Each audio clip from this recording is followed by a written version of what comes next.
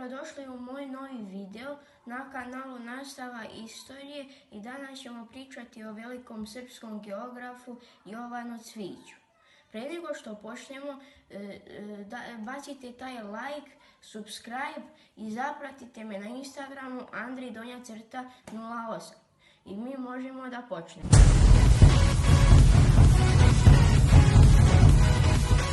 Jovan Cvijić je bio veliki srpski geograf, utemeljivač srpske geografije, rektor Beogradskog univerziteta, predsjednik Kraljevske akademije i istoričar. Jovan Cvijić je rođen 12. oktobra 1865. godine u Loznici.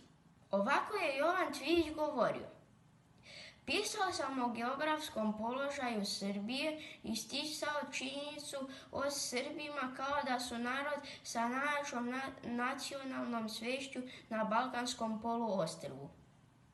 Smatram da ulazak u svet nauke predstavlja vaspitanje volje, snage i moralnih vrednosti naučnika. Jovan Cvijić je bio osnivač Srpskog geografskog društva i počasni doktor u Sorboni i Karlovačkog univerziteta u Pragu. Jovan Cvijić je umro 16. januara 1927. godine u svojoj 62. godini u Beogradu.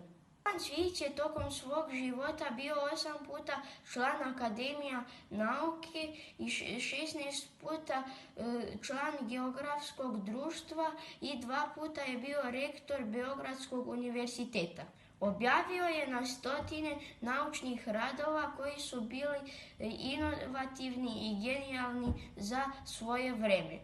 Prije nego što završim, imam jedno pitanje za vas. Da li znate na kojoj novčanici se nalazi Jovan Cvijić? Ako znate, napišite u komentarima. I došli smo do kraja ovog videa.